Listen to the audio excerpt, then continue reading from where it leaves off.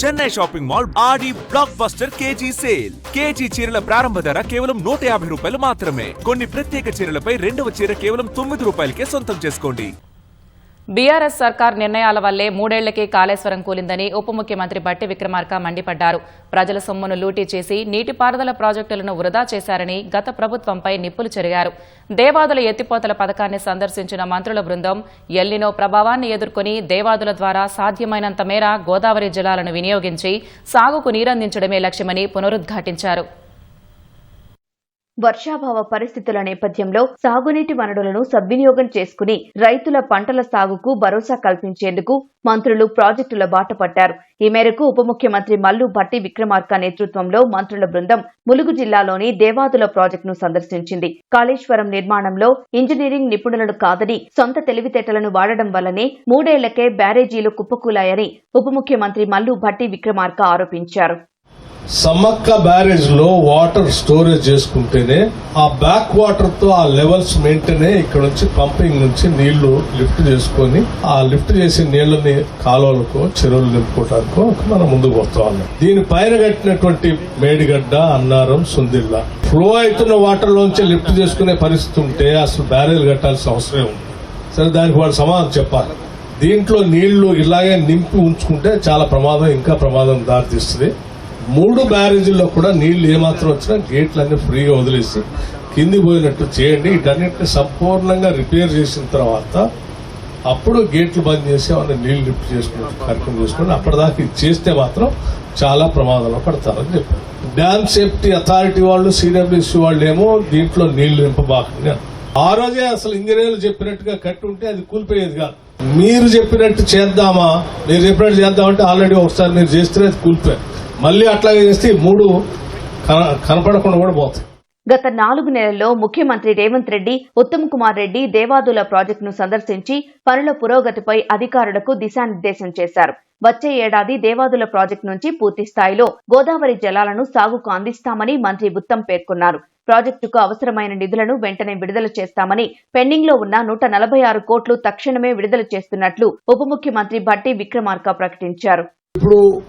10 పంపుల్లో 7 పంపులు మరి వర్కింగ్ ఇప్పుడు ఈరోజు పంపింగ్ చేస్తున్నాయని చెప్పడం జరిగింది. మరి మరో 1-2 రోజుల్లో 10కి 10 పంప్స్ ఆపరేట్ చేయాలని చెప్పి సిఈ గారికి, మరి సి ములుగు, సి వరంగల్ ఇద్దరు మనం చేస్తున్న ఈఎన్సీ గారు నాకు ఎల్లుండి వరకు అన్ని పంప్స్ ఆపరేట్ అవుతుందని చెప్పి కన్ఫర్మ్ చేయండి. అదేవిధంగా 22 రిజర్వాయర్స్ లో మరి వివిధ దశల్లో ఆ రిజర్వాయర్ ఫిల్లింగ్ పని జరుగుతోంది. అన్ని రిజర్వాయర్లు కూడా మరి పూర్తి స్థాయిలో నింపాలని చెప్పి నేను ఇద్దరు సీలకు కూడా ఆదేశాలు ఇస్తున్నా. గత 2-3 నెలల నుంచి కూడా ఈ ఇరిగేషన్ సంబంధించినటువంటి రిజర్వాయర్స్ నింపుకునే విధానము, భవిష్యత్తులో పంటలకు కావాల్సినటువంటి నీళ్లు, మంచినీళ్లు వీటన్నిటికి సంబంధించి కూడా లోతుగా చర్చించిన తర్వాత తిరిగి మళ్లీ ముఖ్యమంత్రి గారు, మన ఉత్తమ్ కుమార్ రెడ్డి గారు ఇద్దరు కూర్చొని గోదావరిలో వస్తున్నటువంటి పారుతున్నటువంటి నీటిని సాధ్యమైనంత మేరకు ఎక్కడెక్కడైతే అవకాశం ఉందో అవకాశం ఉన్నంత మేరకు ఎంత ఖర్చైనా సరే ఆ నీటిని మొత్తం లిఫ్ట్ చేసుకుని పంట పొలాలకి, చెరువులు నింపుకోవటానికి, మంచినీళ్లు తాగటానికి కావాల్సిన విధంగా ఒక యాక్షన్ ప్లాన్ తయారు చేసి ముందుకు పోవాలనేటువంటి ఆలోచనలో భాగంగానే వారు గత 1 రోజుల నుంచి ఎక్సర్సైజ్ చేస్తా ఉన్నారు. అందులో భాగంగా దీనిపైన కూడా లోతుగా చర్చించి ఈరోజు మా అందరినీ ఇక్కడ తీసుకుని వచ్చారు.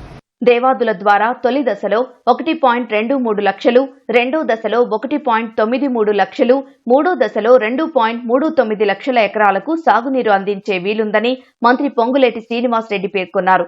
పంప్ హౌజ్లు, పైప్ లైన్లు, సొరంగ తవ్వకాల వంటి ప్రధాన నిర్మాణాలు పూర్తయ్యాయని వివరించారు. మిగిలిన పెండింగ్ పూర్తయిన వెంటనే ప్రాజెక్టు పూర్తి స్థాయిలో రైతులకు అందుబాటులోకి వస్తుందని పొంగులేటి తెలిపారు. తమ బ్రాండ్ ఉండదన్న ఒకే ఒక్క సాకుతో బీఆర్ఎస్ ప్రభుత్వం దేవాదుల ప్రాజెక్టును పూర్తి చేయకుండా నిర్లక్ష్యం చేసిందని మంత్రి పొంగులేటి ఆరోపించారు.